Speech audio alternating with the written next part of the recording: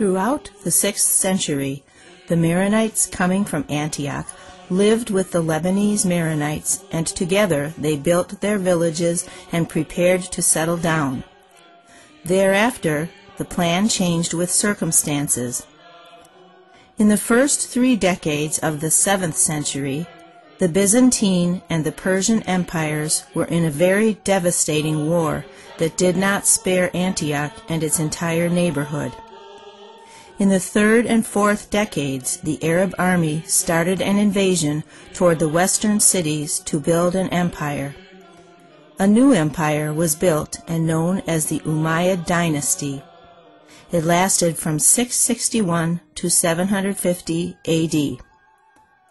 Along with these wars, some Christian mountaineers, called Jarajima or Marada, known for their bravery, fighting skills, and strength, left Taurus to join the Maronites on Mount Lebanon. They became part of the Maronite society. They were known as the nucleus of the Maronite defending army from 628 to 1099 AD.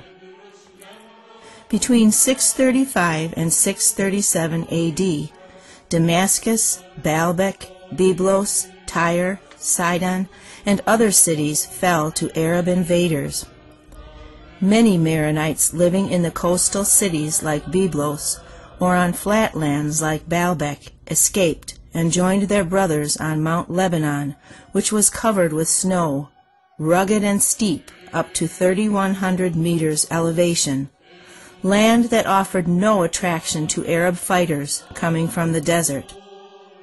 At some time, Maronites became a problem for the Umayyad dynasty, who, facing a civil war of their own with the followers of Ali, known today as Shia, paid a tribute to the Maronites so as to ensure good behavior.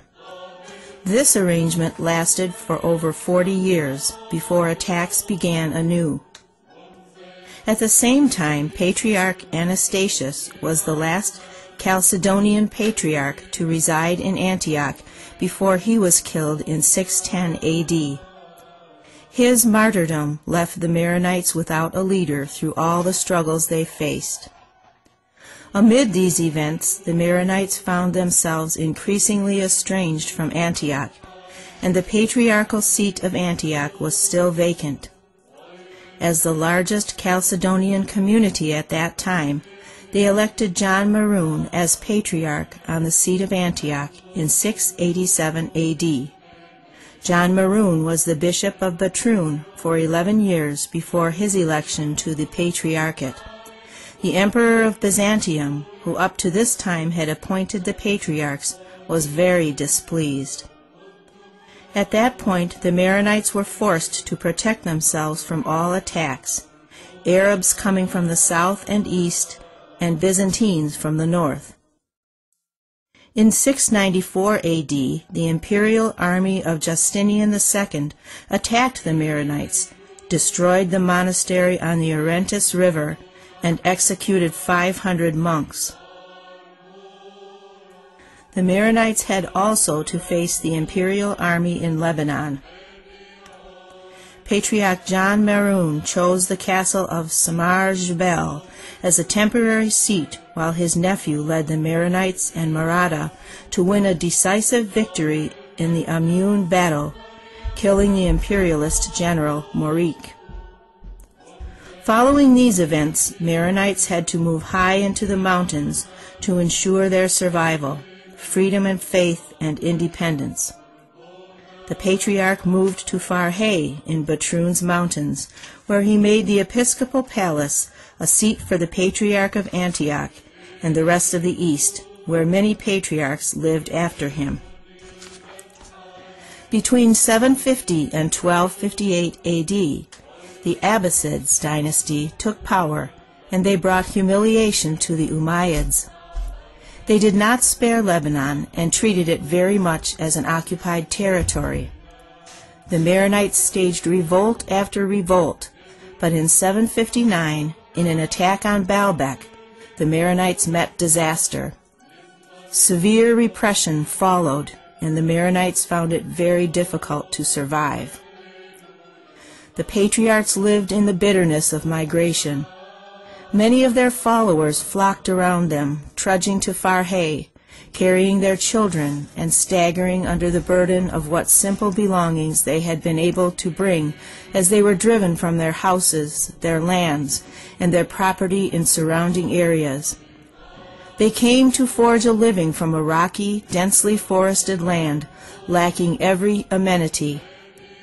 The anaphora of St. John Maroon, prayed in Maronite masses until our days, is a good testimony to the faith of the Maronites in the Holy Trinity. Their belief could not be shaken, nor could the assaults of their enemies disperse them. The patriarchs resided in the region of Batroun from 687 to 938 A.D. After 251 years, continuous pressure and attacks forced them to find a new refuge. Patriarch John II returned to St. Maroon Monastery in Antioch, trying to recollect the flocks and the parish there, but he failed because of repeated hardships and dangers.